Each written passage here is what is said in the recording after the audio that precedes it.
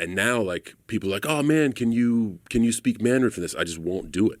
Hey guys, I want to talk about a guy that most of you probably don't really like that much. A guy named John Cena, big meathead wrestler who got himself caught up in some controversial issues, got himself involved in like Chinese political issues. He pissed off the Chinese, he pissed off the Taiwanese, he pissed off the Americans, he pissed off people from all different countries, and he didn't do it on purpose, but he made some big mistakes and the way he handled it wasn't good. So I want to talk about that a little bit because this has sort of resurfaced, for me at least, because I noticed that he was on an episode of the Joe Rogan podcast very, very recently, and I didn't want to listen to it. I almost didn't click on it. First of all, Joe Rogan annoys me, and I don't like John Cena, so why would I listen to it? But there was a little voice inside my head that said, just give it a chance. Try to find the part, because you know he's going to talk about the China-related issue that he went through, because that was a pretty big story at the time. So I was like, okay, I'll click play and I'll see if I can find it. And I just want to hear that part. That's all I want to hear. I want to hear what he's got to say about it. So sure enough, I started the podcast, and that was luckily for me the first thing that they got into. Literally right off the bat, they jumped right into the China stuff. Well, you do speak fucking Mandarin, which is kind of crazy. Yeah. How long did it take you to learn that? Man, I was doing that for quite a long time. I've since kind of declined on the studies. So it's kind of funny because John Cena wanted to do a good thing. Learning a foreign language, you guys know I'm a big proponent of studying a foreign language. I personally study a few different foreign languages, and I think everybody should. It's just a good thing to do. So John Cena wanted to learn Chinese, and I support him in that.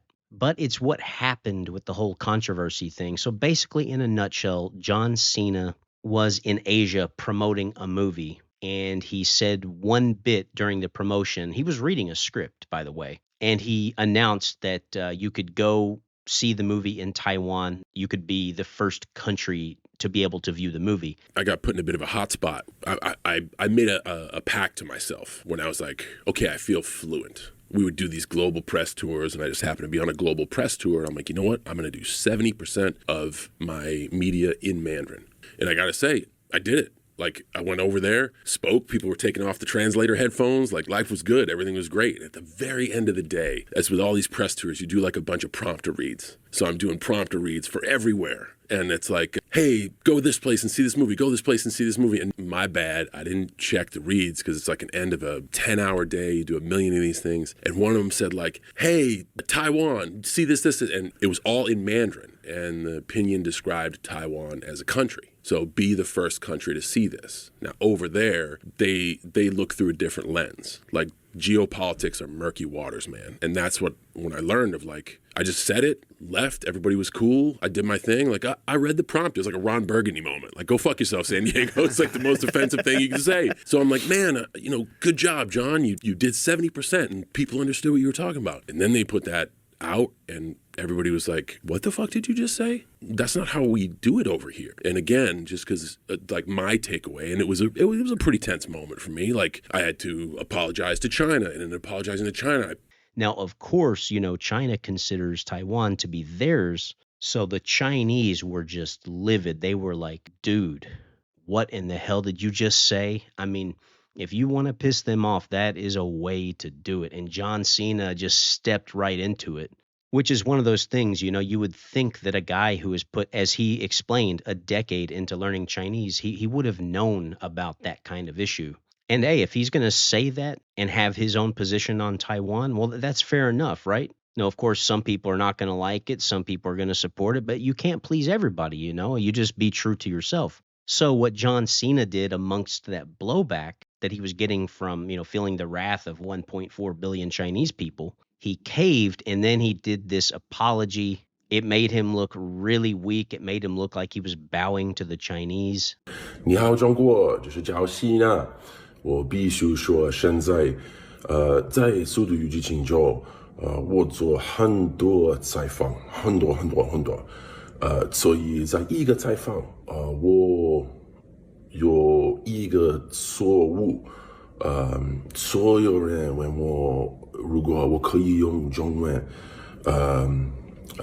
速度与激情 Joe Rogan 给我很多资讯 information，所以很多采访，很多 information，我有一个错误，我必须说现在就是很重要，我爱更尊重中国跟中国人，我很抱歉对我的错误，对不起，我很抱歉，你必须了解，我很爱，很尊重中国跟中国人，不好意思，再见。 And that sort of satisfied China, but of course they were still pissed off. But it was about the best remedy that he had to the problem. I mean, what else could he really do?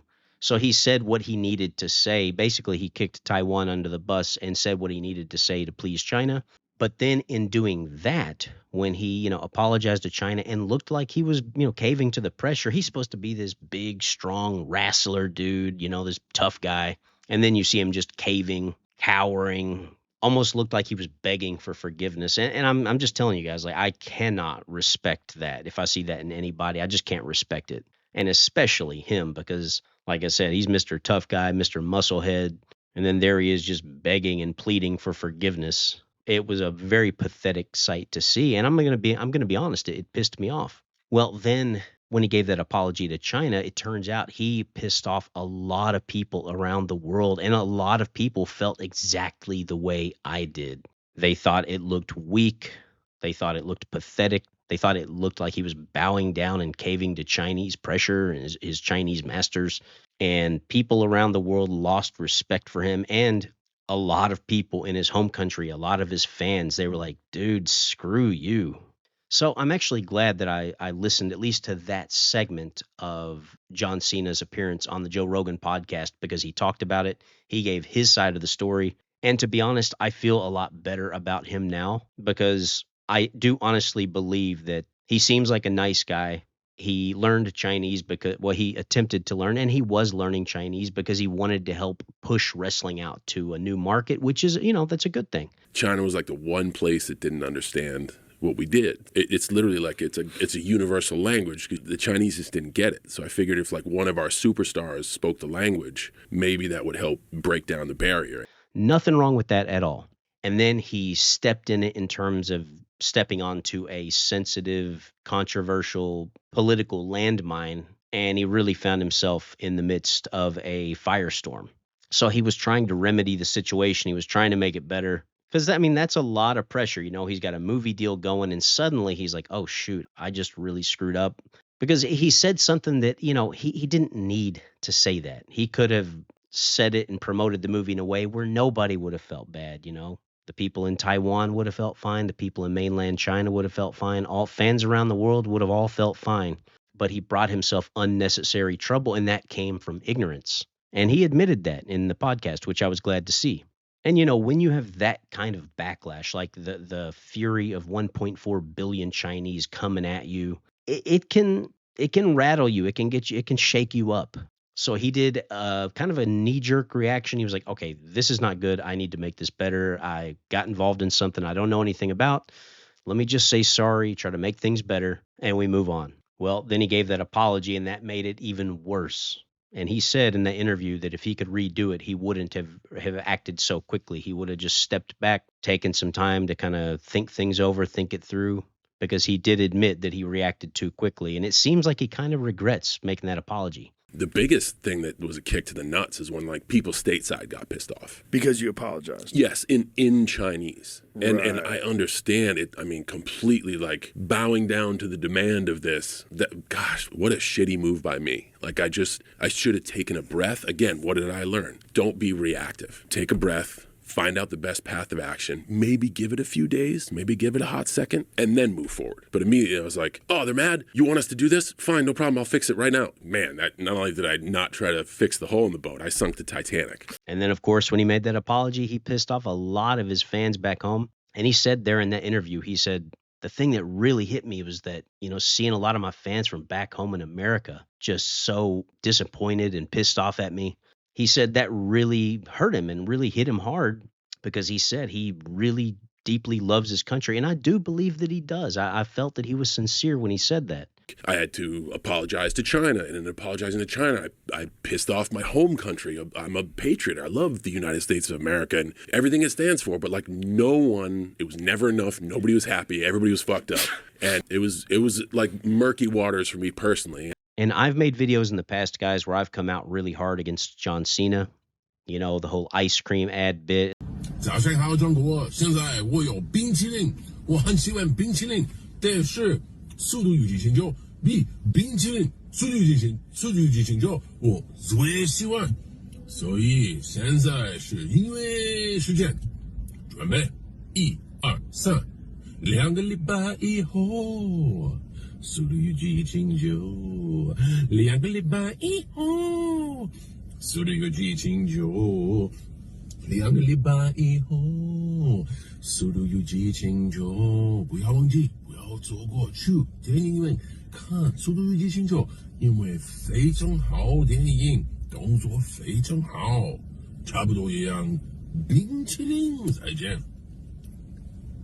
And the whole, pathetic, cowering apology. But after hearing his side of the story and the way he explained it and what he said, I forgive him. So my grudge against John Cena has been dropped. And one of the really interesting things that he said in the interview is that now, even though he's been studying Chinese for a long time, and he's conversational, he's not fluent, he's not amazing, but he is conversational. He can get by.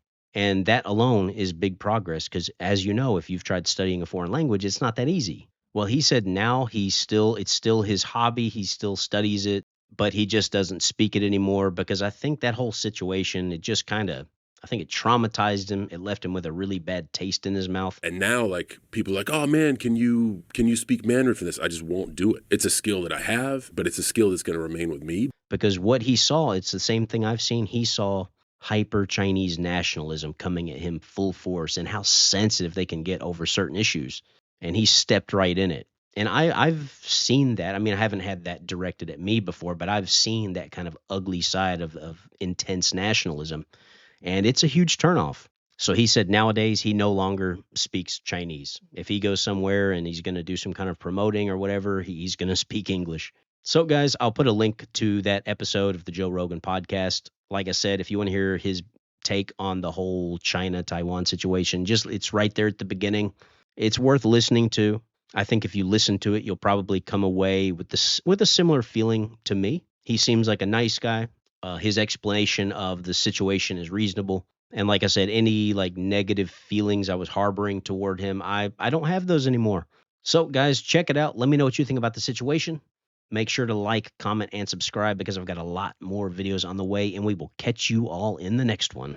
下次再见. I want to give an extra special thanks to all of my YouTube members and Patreon supporters for their help in keeping this channel financially sustainable. A huge thank you to all supporters from the $1 tier on up through the higher tiers. I want to give an extra special acknowledgement to my PCO tier members. And lastly, a huge shout out to my top tier supporters. Lee, Martin S., David is Dawei. Oh, and just so you know, you guys rock. What do you look for beyond the sea, grasshopper?